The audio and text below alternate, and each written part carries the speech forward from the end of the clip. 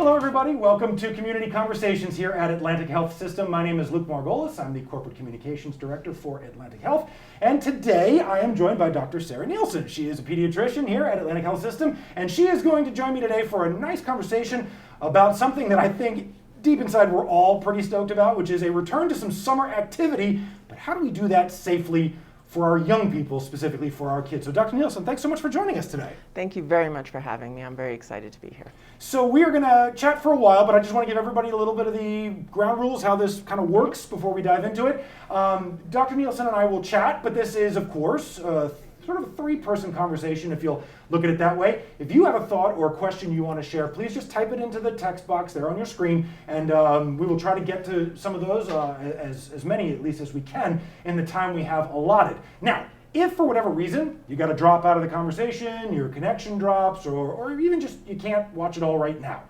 the entire thing will live on our website, atlantichealth.org, but also on all of our social media channels. So be sure to check it out there if you miss any portion of today's discussion. So with that, we have a lot of ground to cover. Dr. Nielsen, I'd like to start in sort of a general space. It's been about a year since we had a community conversation about pediatrics just right about a year ago this time. And so while we've touched on the subject here and there throughout this series, I want to just take a look at where we are now. What have the last few weeks and months been like for a pediatrician caring for patients and their families in this state? What's it been like? How has your practice been going? So I think it's been difficult. I think winter in general is always difficult for many people.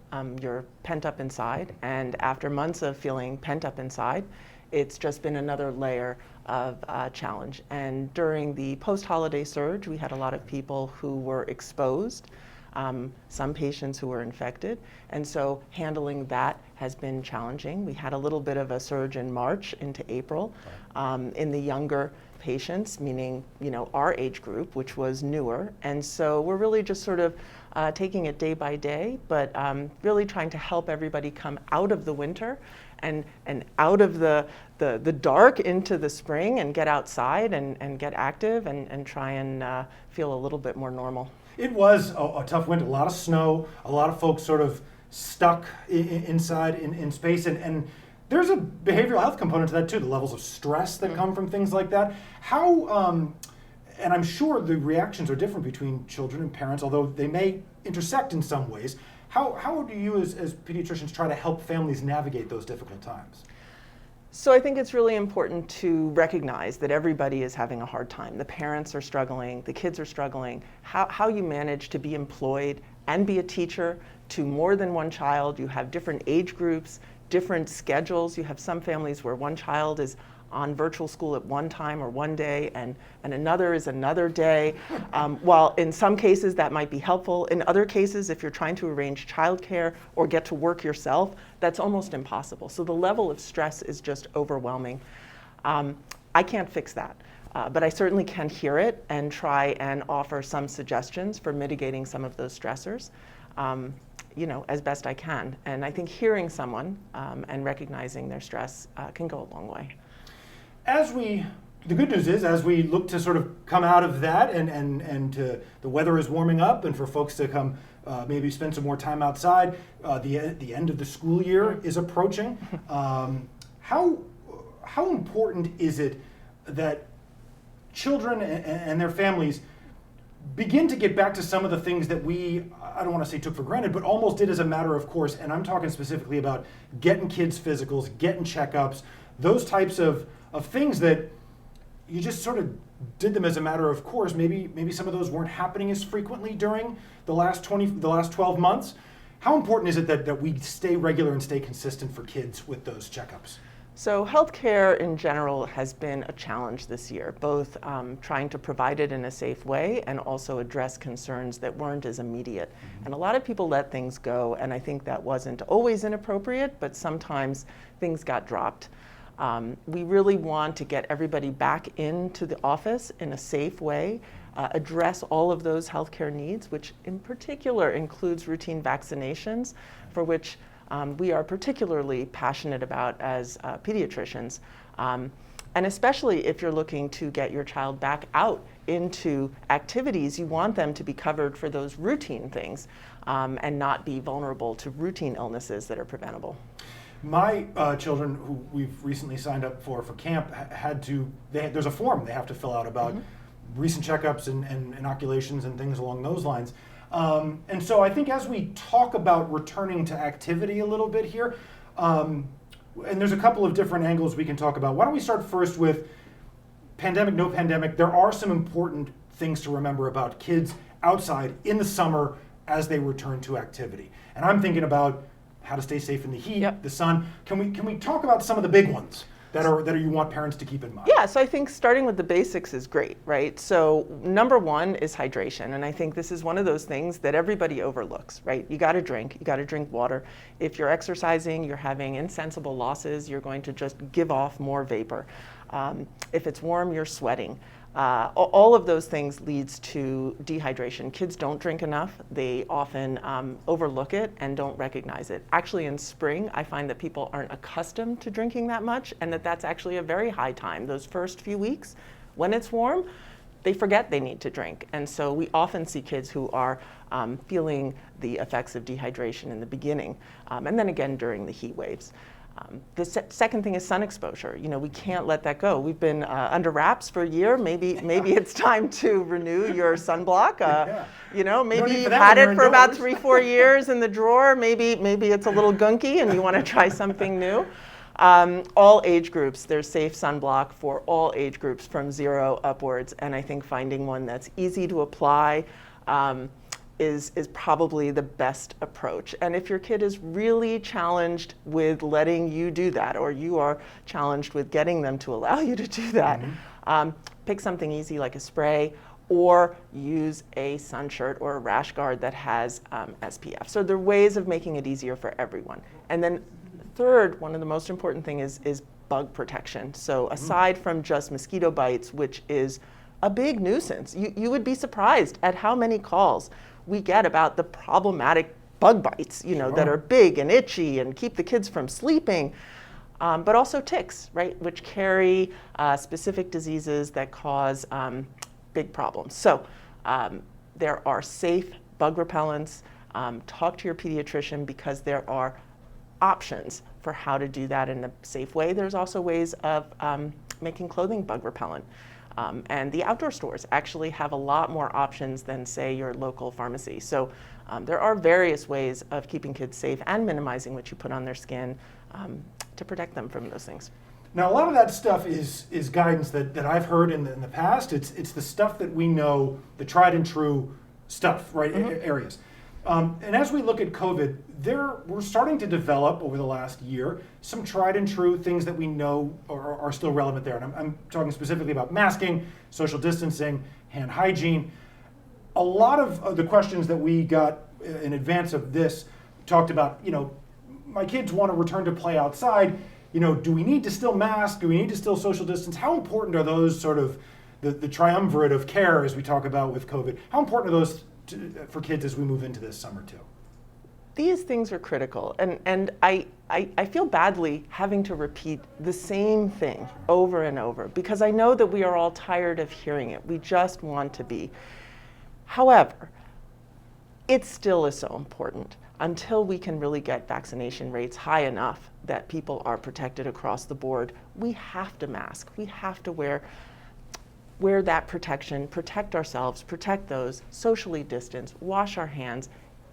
That's it. It's as complex and as simple as that. And yeah, we all would really love to get rid of the masks. There's no question. Have you had patients who have come in and said, I try, but my son, he just doesn't like to wear the mask? You know what's actually remarkable is the young children, when they are around people who are masking, they insist on wearing a mask. I'm talking about the toddlers. Oh, really? Okay. I was impressed last year. You know, there were kids under 2, and we certainly don't suggest that but they insisted. They were like, I need my mask. I want to look like you. Wow. And so just that modeling behavior is really what I rely on to encourage kids. If everyone is doing it, they just do it. I mean, it becomes less of an issue. I think if they're in a situation where they're not seeing adults and peers masked, obviously they're going to be more resistant. But when the community at large is masked, they will join in, and they're not as fettered by it. One of the questions we got submitted to us was by a woman named Sherry, and it's sort of around this zone, but specifically about the playing and the activity amongst the folks in her neighborhood. A lot of the folks in her neighborhood, the kids, will take their mask off as soon as they run outside, and she's worried that maybe not everybody in the community ascribes to the same level of significance to masking as she does. When you have parents who have asked for your guidance, your thoughts around how they approach who they socialize with and how they spend time, what's some of the general guidance you've been providing to people around that? I think you can kind of assume that if the kids are playing together and out of your sight, you can assume they've taken their masks off. So I would just sort of make that assumption for what it's worth. When it comes to making decisions on how you want your child to be exposed, I think at this moment, really the only choice is to find a group that shares your practices, and that's how you're going to feel comfortable. At the end of the day, you want to feel that you've done the best for your family. And so if you're comfortable without wearing a mask and you feel like you have a group where that's comfortable, then that's what's right for you. But if you feel that the neighbor isn't doing the same level of caution that you are, then that's not comfortable for you, and you shouldn't put yourself in that position. In the same vein, there are a lot of folks who are reaching out to the local camps in their areas, trying to get stuff scheduled for the summer. And a lot of the information that's in the brochures people may be getting might not have a whole lot of detail around what they're doing in terms of COVID safety or things along those lines. What can parents do? Should they pick up the phone and call the camp and say, hey, tell me about what you guys do to keep kids safe from COVID? What's some general approaches that people can take when they're trying to plan for a summer of activity for their kids? So the CDC, the American Academy of Pediatrics have all issued guidelines. There are guidelines. These are not hard and fast rules, but guidelines. And I would assume that any place where you're sending your children will have a protocol that reflects some of those guidelines, if not all of them. And so I think it's absolutely reasonable and should be expected that you're going to ask, tell me what your guidelines are, tell me what your protocols are, what are you going to do in my absence when I hand my child over to you to improve their odds of staying illness-free this summer from whatever. Yeah, because there's all those other illnesses and that can also be how often are they applying sunblock, and how often are you going to reapply the bug repellent? I mean, it's not just this one thing. So I think it's reasonable that we just ask that question. And I would be concerned if there was no protocol. That would be my big red flag. There should be a protocol. Sure. One of the things we talked a little bit about before is the care that you've been providing throughout the last 12 months. So if we can level set on COVID just in general for our folks who are watching, what do we know at this point about COVID in kids? Has anything really evolved since last year, or is there new information, or have we really seen sort of a reinforcement about what we've already known as it relates to how COVID affects kids? So, the data on children is smaller than the data on adults because the rates of COVID in children is lower than the rates of COVID in adults. Mm-hmm. We haven't completely fleshed out why that is. We have some guesses, but we don't know. Mm-hmm. When the rates go up in the community in adults, the rates follow in children. So it seems to be on a parallel. That's about the extent of what we know in terms of, what we can say we know. We really try and provide evidence-based advice, and it's been a challenging year because there's been such a paucity of evidence, right? So we're going, well, I've read this article, or I've heard this presentation that has given us this information. We're really hungry for those concrete answers that we just don't have yet. But what we know is it happens, and it happens less, and children are less ill, and they are hospitalized less frequently as a statistic, which doesn't necessarily apply to your one child, but as a general rule of thumb, that's what we've experienced. and I want to, this is a great opportunity to take a moment to raise this. Everybody's circumstances are going to be different, right? So I know we've had some questions come in that have been really specific right now to individual cases. The guidance that Dr. Nielsen's providing, and that we always provide on this show, is sort of meant to be taken in a bit of a macro perspective. Your best guidance is always going to be with your doctor, right? Because they're the ones who know you best. We have spent a lot of time this year sitting down with families who want advice on how do I send my child back to school? I have an elderly parent at home, or I have a new baby in the house. A health risk or something. Or a parent that has underlying health conditions. Sure. And so we've really spent time trying to talk through those issues, not so much to tell them what to do, but to help guide them in how to make a decision that feels best for them in their specific circumstance. There is no one answer. There is no one answer. There's a million answers, and it's going to be the answer that's right for you. So with that in mind, if you don't have, or if you're in need of a pediatrician, if you don't have one yet, or maybe you're new to the area and have moved, go to our website, atlantichealth.org, and you'll find the Find a Doctor link right at the top of the page. You can click on that, and it sorts all the doctors, and you just click on pediatrician or whatever specialty you're looking for on that left side of the page, and that'll help you find a doctor if you are in need of one. Vaccines, and we can. I'm talking specifically right about the COVID vaccine. The rate that we're seeing of folks getting vaccinated is going up. That's great news. I look at that rate every day. I open up the ticker and I watch that percentage because it just makes me happy. What does it represent to you? Seeing that, when you see that, does it conjure up images in your mind? For me, it's safety. Normality? For me, it's safety and normality, and I certainly share missing doing things. I've been pretty conservative over the last year, and so it makes me excited. It really does. I get immense joy out of hearing the parents of my patients who tell me I have my appointment, or I've had my first shot, or I've finished my both shots. I mean, I can't help. I applaud. I get so excited. It's pretty exciting for me to see that happening. So as of when we are taping and recording, and we're live now, but as of this event, there are still a couple days yet before the state opens up eligibility to everybody over the age of 16, which is great. We love that. Everybody over the age of 16 should get vaccinated as soon as they can. That's awesome. But there are a lot of people in this state under 16. So what do we know?